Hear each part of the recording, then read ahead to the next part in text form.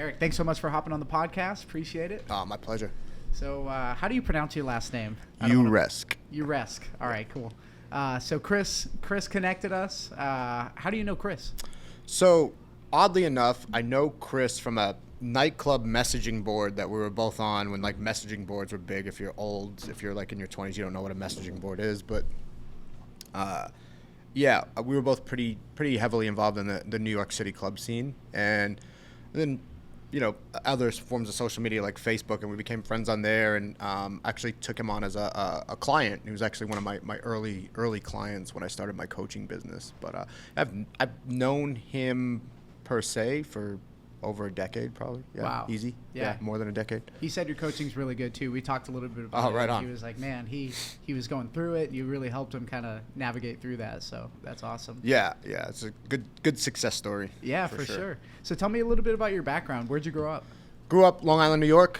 41 years old. So my teenage years were like early mid 90s, and had a rough upbringing. A lot of alcoholism, addiction, abuse, and so home wasn't like the safest place for me, and so I was just out in the streets scrapping like pretty much every day.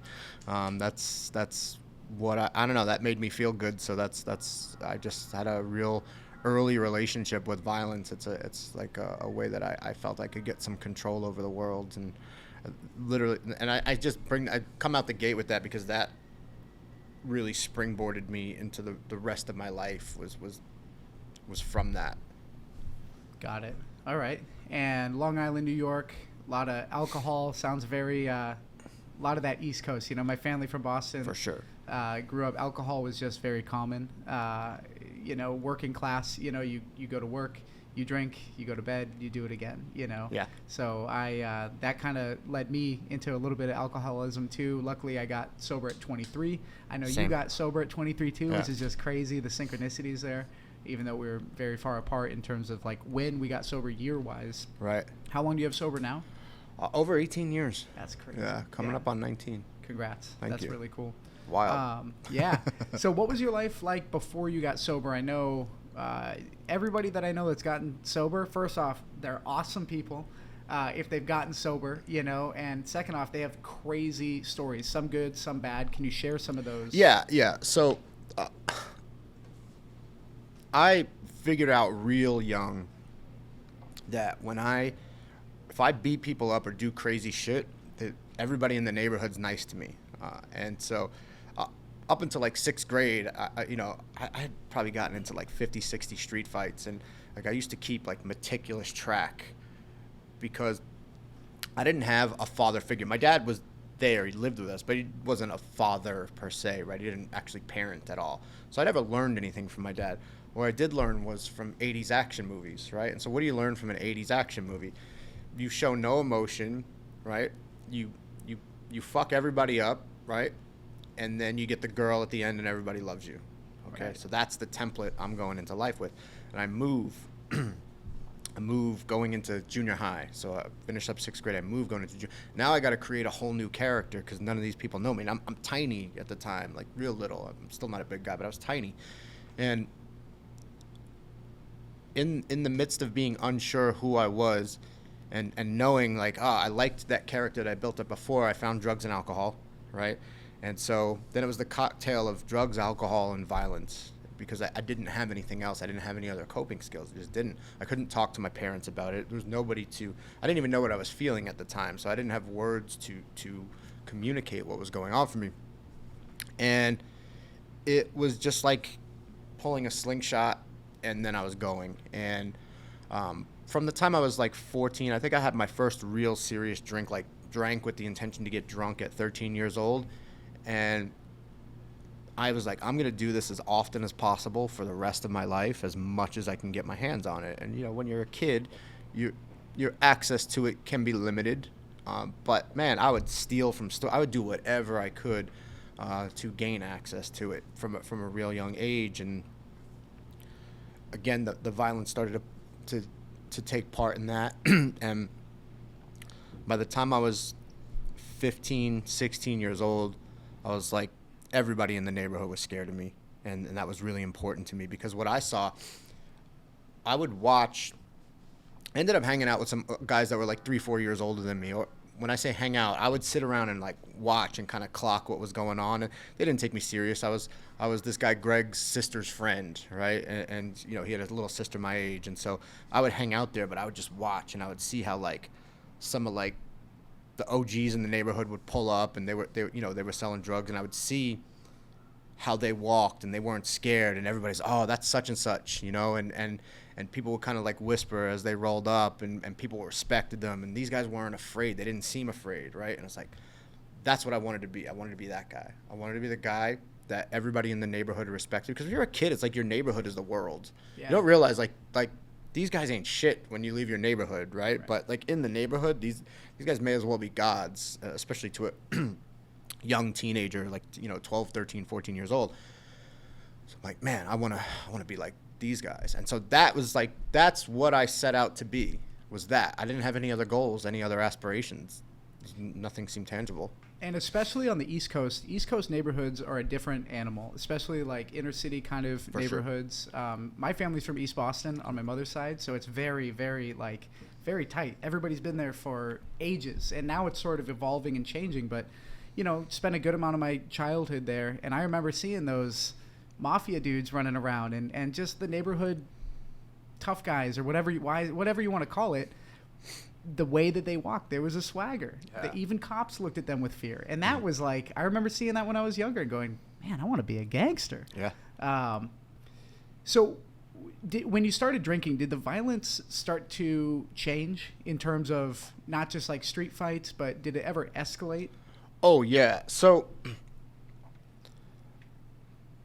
just a caveat, I got into wrestling when I was 15, and I was pretty naturally gifted at it. And I was already a tough kid. Once I picked up a little wrestling, I started beating up grown men, right? So I'd be picking fights in the street with grown-ass men, body slamming on the pavement, and that's that. And for me, you just gave me, like, the key to the city, you know? Like oh, shit, like, I can do whatever I want now, right? And so it's really, I felt so powerless growing up in my household that's just really what I was looking for, a sense of control and safety. And so in my young brain at the time, my young heart at the time, I'm thinking every time I hurt somebody, I'm making myself safer. And that's really what was going on. I didn't understand that at the moment, obviously, in you know, in hindsight, that's what I've come to understand. So with the drugs and the alcohol, what I figured out is, hey, if I just go beat up a drug dealer and take his shit and take his money, it's free. It's 100% profit. There's no, like, the margin's huge because it's like, I have no overhead with this. Right. I just go in, I smack this guy around a little bit. Sometimes I'm have to do a little bit more than smack him around. I take his shit, whatever it is, his money, his cat, or whatever product he's got on him, and I'm out. You know, I was a terrible drug dealer. Worst drug dealer. I had no self-control. I lived purely for the moment, right? I basically would sell drugs to supply my own habit, and then some. And then oftentimes, sometimes I wouldn't even have the money to pay my connect, and I'd have to just go rob somebody to get the money. Yeah. And I always made good, so people knew I'd get it one way or another. But yeah, I was an awful drug dealer, but I was really good at you know, robbing drug dealers. I think a lot of us, especially, there's something in common with alcoholics and drug addicts is risk-taking. Mm-hmm. And with risk-taking comes this weird adrenaline rush from getting things done at the last second. So I know me growing up, I always got things done at the last, got them done, but it was always right at the last second. Yes. Is that something you share? Oh, yeah, 1,000,000%. I work, I don't know if it's I work better under the gun or if that's just a story that I tell myself. Yeah, I think as I've grown and I've started to do a lot less of that. Like, I'm a guy that if you let me, I'll wing everything. Yeah. Right? And as I started to get more successful in some things, I'm like, okay, these are things I maybe shouldn't be winging. Right? And so as much as it's not my natural flow of things, there's nothing wrong with preparation. And in fact, some preparation is good. Now, I don't like to get like anal about preparation to where like too fixed and if I don't prepare like this, then it's I also trust my intuition. Yeah. Intuition, I think, is the subconscious mind telling you the stuff that your front mind, your active mind doesn't really understand. So let's talk a little bit about your coaching and the things that you do in terms of mindset. So before we talk about that, though, I want to talk about your fighting background, and then jiu-jitsu, wrestling, your ground and pound stuff. Yeah. So coming out of that, I got sober when I was 23, and really it was just I knew I was gonna die soon.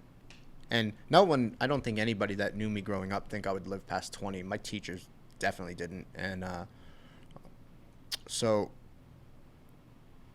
I remember coming to on like a Sunday morning, and I've been going at it for a few days, and I was at some like flop house in the Hamptons, and there was bodies just laying on the floor, scattered. It was not an uncommon scene.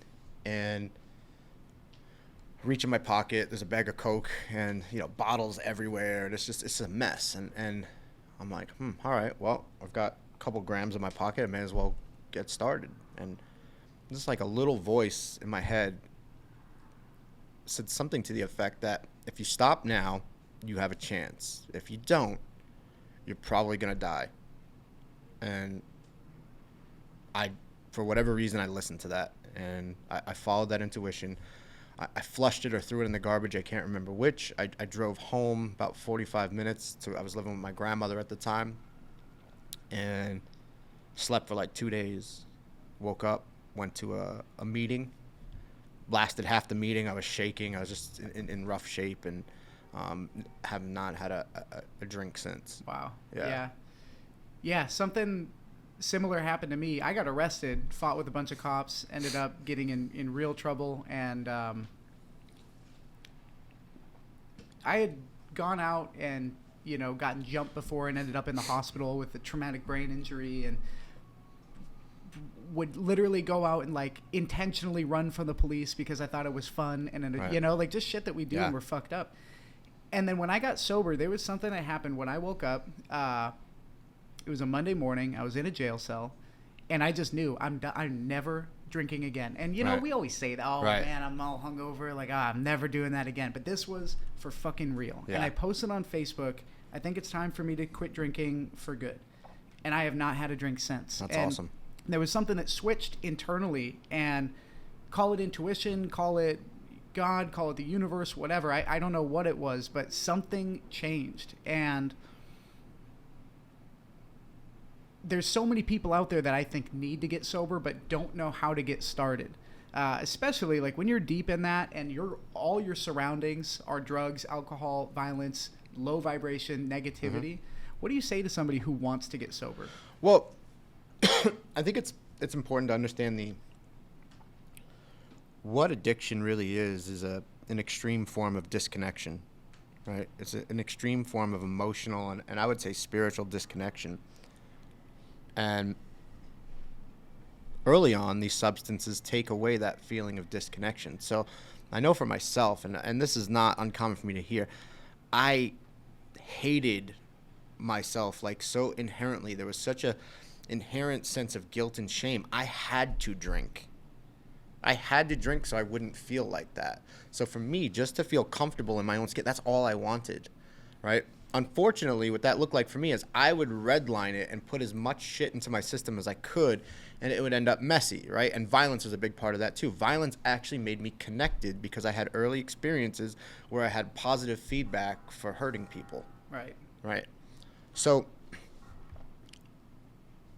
a great way to establish connection that's available to anybody, I find, is 12-step programs, if you actually do them, right? So you can go to the 12-step meeting, but you actually have to take the steps and do what's suggested, right? That's the only way I know for sure that if you go in there and you're serious and you follow the directions that's outlined, you can stop drinking and doing drugs. Now, will you heal emotionally from that? No. I've I've seen people that are sober for 20, 30 years and still have not emotionally healed, and they're sober, and that's great. So it's a jumping off point. Getting sober is the beginning. There's nothing possible until sobriety happens. If you're the real deal, if you're an alcoholic or an addict, Right. Getting sober makes it possible for healing to begin. Yeah, because I think that at least for me, and what I've noticed with other people too, when you get sober, the first couple months are great because your body's like, oh my God, this is what real endorphins, not this, this overflow of dopamine and this constant, just overwhelming sensation we're giving ourselves. So when we start to learn how to wake up on time, as weird as that is, right? Like basic things. Yeah, how to be a regular human being, how to not go out until 4 a.m. every night, it's just your life changes. But then there's this point, at least for me, and I see a lot of people, when you get sober, now it becomes hard because you've spent your whole life in the survival instinct of pressing everything down with alcohol, with stimulants, with whatever. But now you got to do the work. Right? Now you have to actually tackle what's inside and the trauma and the shit that actually made you get fucked up all that time. So I think that I realized when I got sober that the internal work doesn't start until maybe 6 months, a year of getting sober. So when you get sober, if you are going to get sober, just know that it's going to take time. It's going to be great. But then there's going to be these roadblocks that you're going to have to overcome. Did you have those kind of... Oh my God. So, I've experienced what you're talking about. And in 12-step circles, they'll call it like the pink cloud. Yeah. Right? I had that in I had been attempting to get sober since I was 17. So I got sober when I was 23. That was not the worst my addiction was in. Prior to that, we're talking about psych wards, jails, long-term treatment facilities, group homes, homelessness. It was a mess. Yeah. I just knew I was going to die. I didn't want to die.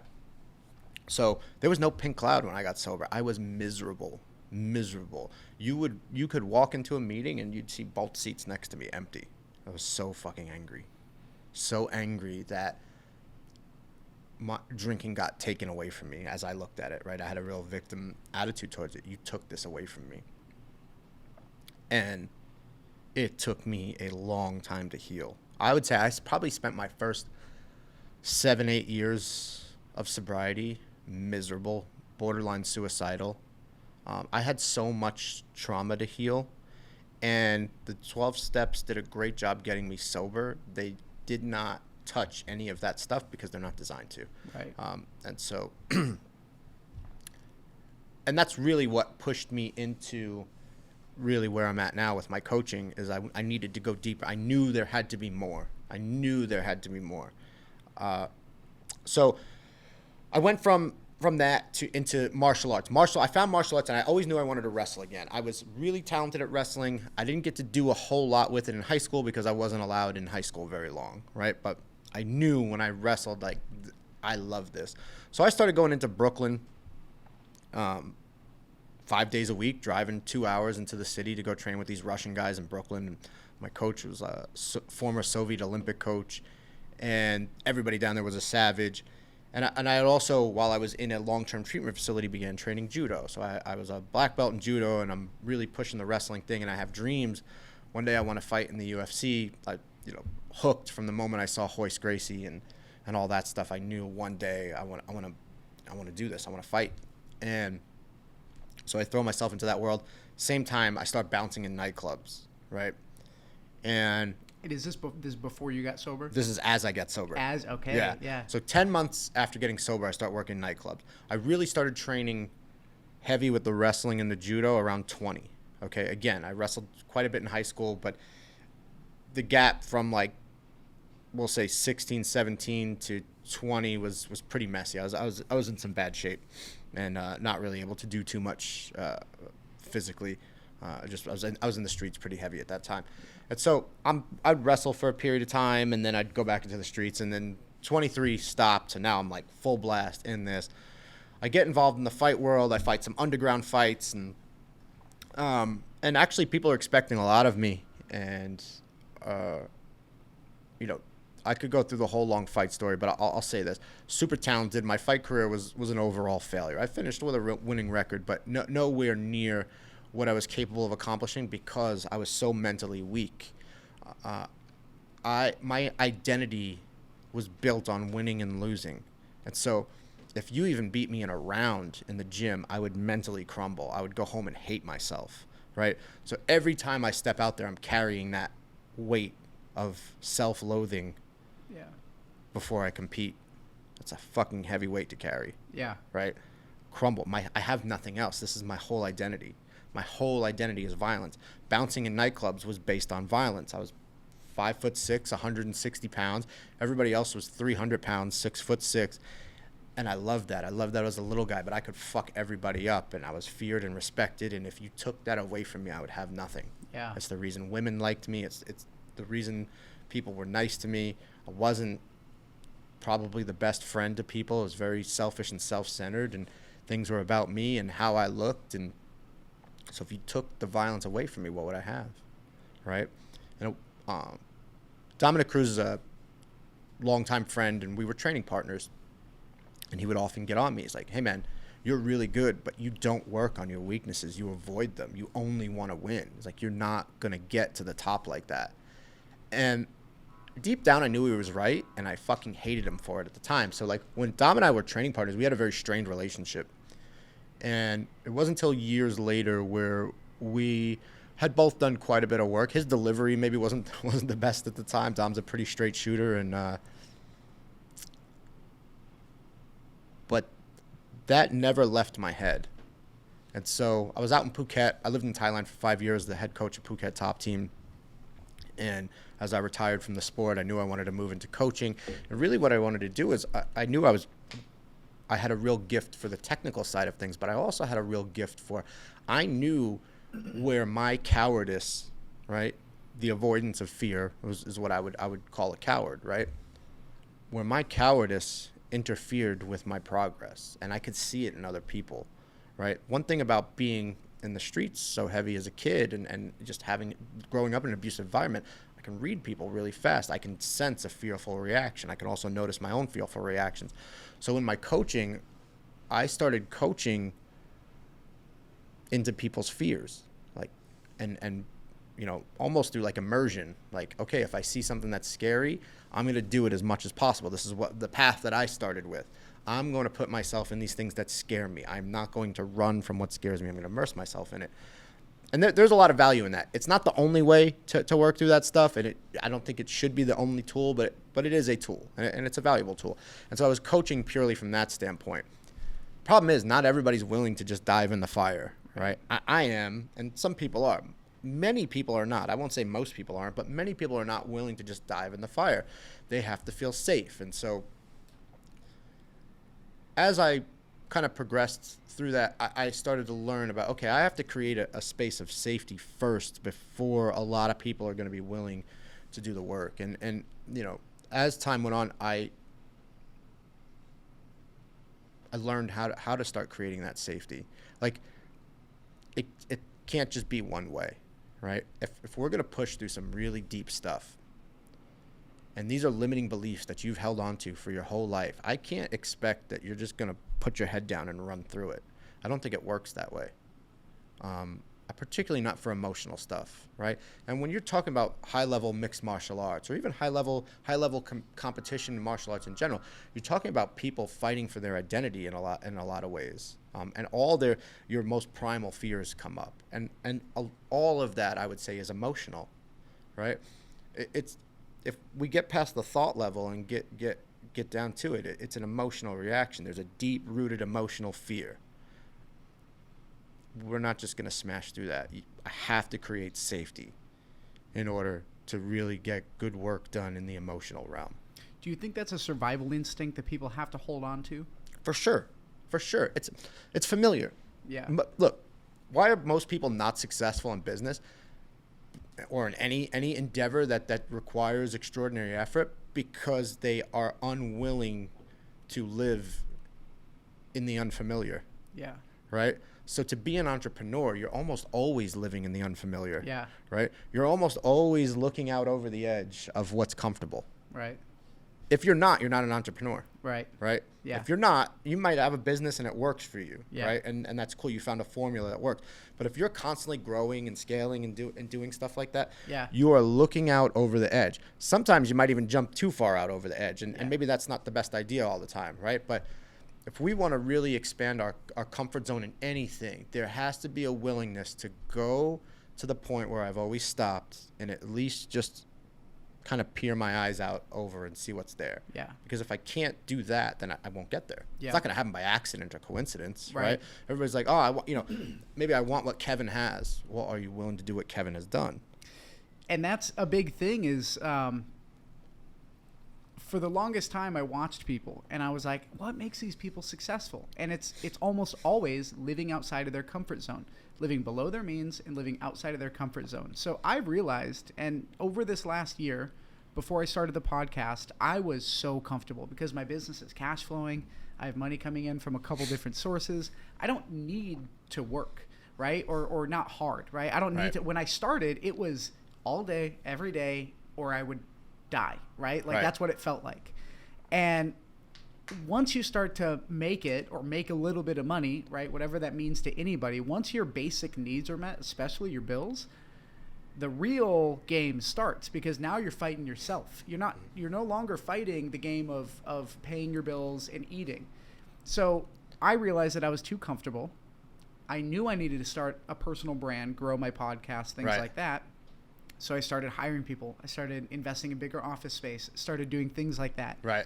And that's when the real growth happens. And it's, like you might crash and burn a couple times, but if you're not terrified all the time, I don't think you're growing enough. Right. And so, yeah, I think I might challenge that and just reframe it just slightly. I don't know if I need to be terrified all the time. I like this balance of uncomfortable but excited. Yeah. Right. I think being terrified all the time is like, fuck, man, that's a lot of anxiety to handle. I don't need to be anxious, right? But I can be excited and scared. I can be scared without being anxious. Yeah. Right. I think sometimes people may extend themselves too much, and that creates a state of anxiety. And the thing is, if you're in anxiety, you're in survival. If you're in survival, it's really hard to be in creation at the same time. Yeah. Right. And that, so to like touch on what you said, once your basic needs are met, you're no longer in survival. Yep. Okay. So what do you do when you're no longer in survival? If you don't create when you're not in survival, right? I think this is, I can speak to this broadly, and I'll speak. This is really important for men. If you don't create when you're in survival, you don't have any purpose. Right. Right. And so it's really, really, really important, no matter what's going on, that I maintain some purpose. Right. And this goes deep. This affects my relationship with my wife, my friends. Everybody has a purpose. And I realized this the other day in talking with a client. Most people's purpose is security. I just want to feel comfortable. I just want to feel easy. And then they wonder why they have this sort of mediocre life, that they're not super enthusiastic. They just show up. I know I'm going to make my 100K this year, and that's good enough. I'll pay the bills. We'll go on a few vacations, and then rinse and repeat. And everything is, the whole goal is to make everything as comfortable and predictable as possible. Right. And that is where men go to die. That's where men's lives die. That's where your kids and your wife won't respect you anymore, because there's no life in a person's eyes when they live like that. Right. When you see a man that has no purpose, Yeah. right, and he's not driven by something greater than himself, Right. right, you see no life in his eyes. And there's so many guys that use their family as an excuse for why they've chosen to stop living from their heart. Right. Right. I got kids to take care of. Well, what message do you want to give your kids? Yeah. Do you want them to have the message to just let their dreams die? Yeah.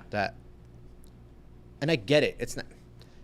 It can almost sound like judgmental the way I'm saying it, but it's really from a place of love, because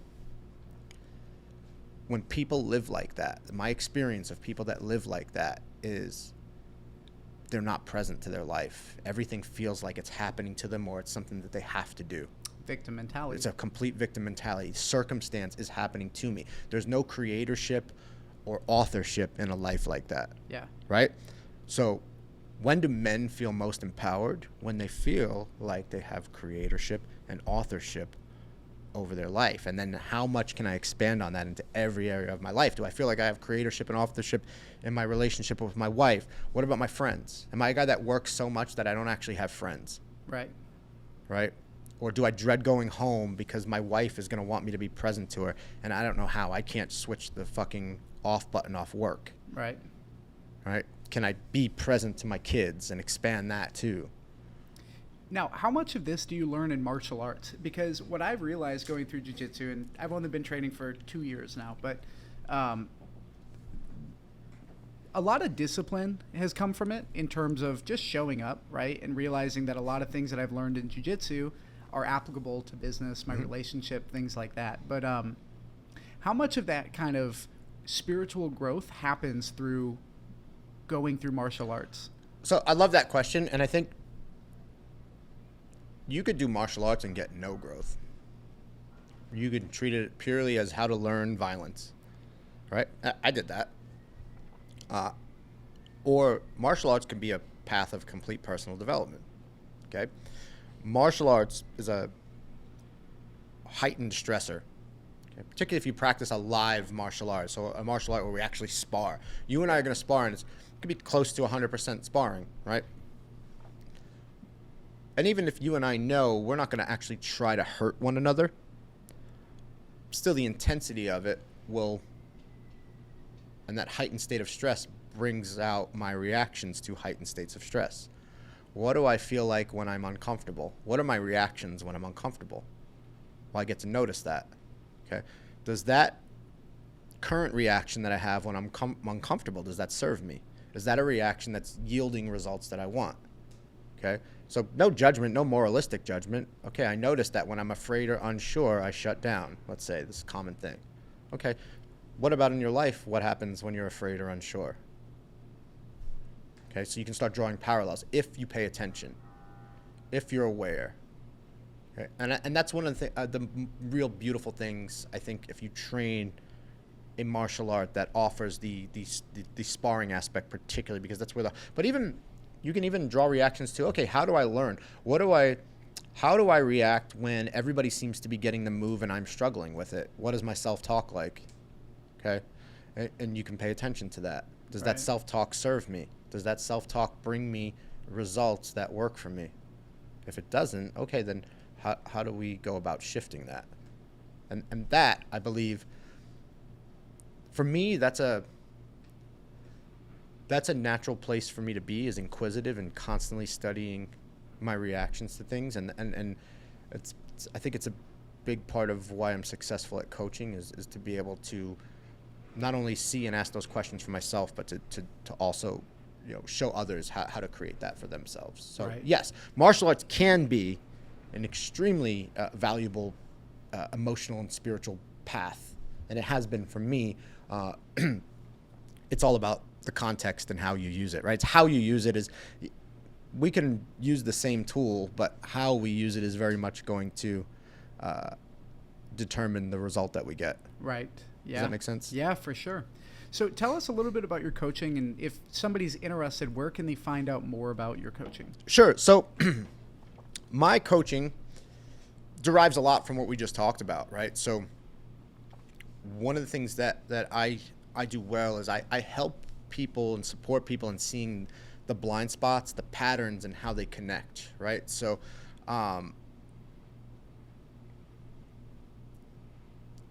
people, like we said, they have the edge that they walk to. The reason that they walk that's why the edge is because they have a story. Okay? They have an internal dialogue emotionally and mentally that this is where we got to draw the line. And for a lot of people, the edge that they stop at is very far away from the life that they want. Okay? So the life that they want is maybe 100 yards down the line, but where they're comfortable is 25 yards down the line. Yeah. Okay. Just to make a reference that listeners that aren't watching can understand what I'm saying. So if you only go 25 yards, but the life that you want is 100 yards, right? And you can't seem to go past the 25-yard line. You just stop. Your body locks up. You freeze. You get anxiety. You find ways to self-sabotage. Okay. Through questions, through observation, we get whoever I'm working with to see clearly what they want and what's in the way. Okay, so we know what we want, we know what's in the way, we get an idea about what's in the way. Okay, now then we start looking at these limiting belief systems, because largely that's what's in the way. Yeah, there's action that's in the way. Action doesn't get taken if the belief systems don't get taken care of. Right. And it doesn't get taken regularly if the belief systems don't get taken care of. And so that's a big thing. That's it's probably the simplest way that I can describe my coaching, right? What do you want? What's in the way? What are the limiting belief systems that are keeping you from experiencing what it is you want to experience? Because we talk about a goal. Okay, the goal is cool. When you get to the goal, how many times have you hit a goal and you've been like, Yeah. Okay, what experience do I want to have as a result of this goal? That's really what I'm more. The goal itself is whatever, right? Right. It means whatever it means to you, but what experience do you want to have? What experience do you want to have of yourself? What if you could create that experience all the time, regardless of hitting the goal or not? Right. What would that be like? What would it be like if you felt empowered all the time, regardless of whether you were smashing these goals? Like, outside of circumstance, you could carry an experience that was exciting every day, that you could create your own excitement and enthusiasm regardless of the circumstances. And we're back. All right. So, yeah, if you're in a place where bills aren't paid and there's some life stresses, right? The price on the menu matters still. And yeah, it's okay. So how do I get into a place of creation from there? Or how do I even get started? Well, the first thing is to really figure out what you want and really get clear on what you want. Clarity is probably the most important thing. It might be the most valuable thing that I can support somebody or provide somebody, is clarity. Without clarity, you don't have a North Star, right? You don't have something that, okay, I want to go in that direction, okay? So knowing exactly what you want, and that may change, right? So it's just like, well, what if this isn't what I want when I get there? Don't worry about that. What do you want right now? And really, what do you want? Okay, what's in the way of that happening? Get clear on what's in the way of that happening. What are the steps in between me and this right now? Okay, if you can, that's a great place. Most people, if you don't think about what you want, or even what's in the way of, and we don't stop at what's in the way, right? That's about as far as many people do get. It's like, well, I know what I wanted, but this. They come up with a circumstance. Usually time and money. I don't have time, I don't have money, kids, whatever. Those are all circumstances. Victim. You don't want it, right? If you're in circumstance, you're in victim, right? You're allowing circumstance to dictate your decision making, right? Then invest in yourself. Find a way to invest in yourself. I'm of the mindset, if you have to fucking go into a little debt to invest in yourself, and really at that point, it's not investing in yourself, it's bet on yourself. Yeah. Right? If you have to go into a little debt or spend some money that's going to be uncomfortable to make yourself more valuable, I get that that's scary, right? I get that you want to know it's going to work out before you want to know the answer ahead of time, right? How often does wanting to know the answer ahead of time keep people from taking any action? Yeah. Well, I don't know how it's going to work out, so I'm going to do nothing. Right. Well, then your future is going to be very predictable. Yeah. You're going to have more of what you currently have based on your inability to take some risk. Yep. Okay, so invest in yourself. Get more valuable. Get the tools. If you have emotional stuff that needs to be sorted out, then that's what you need to put your energy into. How do I clear out the energy of the past so that I can live in the present? That may be what you need to do, right? Or I need these certain skills in order to get here. Okay, then and do what you have to do to get those skills. And it's one step at a time. The thing is, in anything, and I'm sure you can attest to this, the path is never clear. It's not like a linear thing. I think in anything worthwhile, I don't think the path is linear, as in, I'm just going to walk a straight line and I'll get there. Maybe. Surprises happen. Yeah. Obstacles come up. And I will handle them so that then that provides me with the next indicated step. To think that it's just going to be smooth sailing, maybe it will be, and great if it is, but expect there to be obstacles, okay? And then it's really about, is my commitment to this vision greater than the obstacle? If it's not, you're always going to stop at the obstacle. over and over and over. And sometimes that's part of the process. Sometimes it's getting so sick and tired of stopping at the same obstacle that you become willing to try something different. Right. Right. And that's a part of it. Like, be willing to not have instant gratification. Like, if you want to have it now and it has to happen now, and anything that stops it from happening now is where you stop, man, you're going to have a hard time. And that may be part of your process. You may need to experience that for a couple of years. Yeah. And people do, man. People, not everybody wakes up with an entrepreneurial spirit, like, oh, I'm going to go out and create this. And even if you're not an entrepreneur, I don't think you need to be an entrepreneur to live an extraordinary life. But, like, I think extraordinary life, regardless of what it looks like, is never comfortable. Right. It's never just, I'm going to stay here right now. I'm going to work until I retire. Then things are going to be easy. Right. Right. And then you watch these people mentally just crumble, Yeah. physically fall apart, Alzheimer's, all this stuff. And like, they die quickly after that. Oftentimes people, they lose purpose. Yeah. Right. So find a purpose that you're willing to struggle for. I think Yeah. is probably like, that's probably the best thing I can tell anybody, regardless of where you're at. Find a purpose that you're willing to struggle for. Not that you don't want to live in struggle, obviously, but I think you have to be willing to struggle. Right. You have to be willing to live through to do things that are difficult. Well, like Jocko says, discipline equals freedom. Fuck yeah. So what's it like being around Jocko? I know you spend a lot of time with him. You guys are in the gym together. Yeah. So Jocko's a great guy. Funny, I lived in San Diego from like 2010 to 2014 before I moved to Thailand, and I would go over to Victory to train sometimes. I didn't know who Jocko was. He wasn't famous yet or anything like that. But just looking at him, I'm like, I don't know who this guy is, but he looks like he's worthy of my respect. So I'm just going to be respectful towards him and call him sir every time I see him. But as I started to work at Victory in the past, it's been a little over a year now, I suppose. Yeah, a bit over a year. He's really one of the nicest, most down-to-earth guys. Like, he's just another dude, man. Yeah. Very humble on the mat, always open to learn. Very fucking strong. He's a gorilla. He's a great guy. He's never turns down people asking for pictures and stuff like that. Like, yeah, he's a really good dude. He's got that on button to be intense, but he doesn't walk around like go hard all the time. Like, he's actually pretty chill, relaxed dude for the most part. Those Navy SEALs have nothing to prove. No, nothing. Yeah. And he lives his life like that. Like, I don't feel like he's ever coming from a place to prove. I think he comes from a place of mission and purpose. Yeah. Right? Yeah. His mission and purpose is important, and oftentimes mission and purpose will be difficult. Yeah. Yeah, that's awesome. Yeah. So where can people find more about you? Instagram is the best place to interact with me. So Eric the Gentleman on Instagram, pretty easy.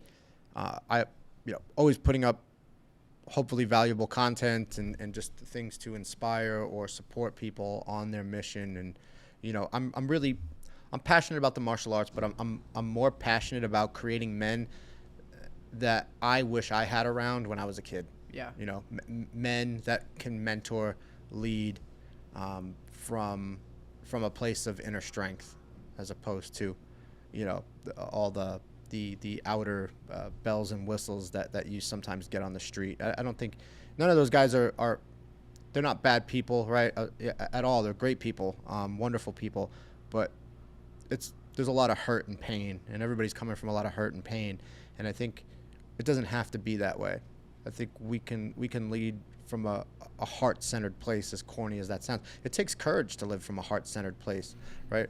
Like, I would say entrepreneurs done from a grounded and balanced place is a heart-centered place. If I'm not going to get, me personally, I won't get involved in something that I don't feel like alive or a spark of passion about. Yeah. That's living from a heart-centered place.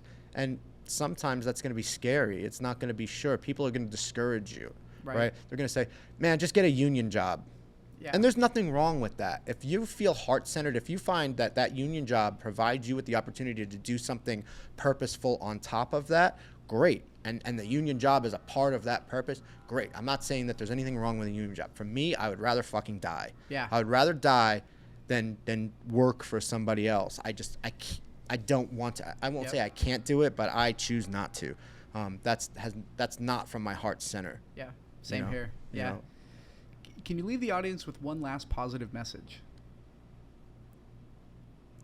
So I think along that same vein, there's so much learning how to feel from the heart and like really and it sounds corny, like, dude, I'm a guy that comes from the street, you know, and beat up and hurt a lot of people, and that, you know, that was the coolest thing I had to tell you for a long time.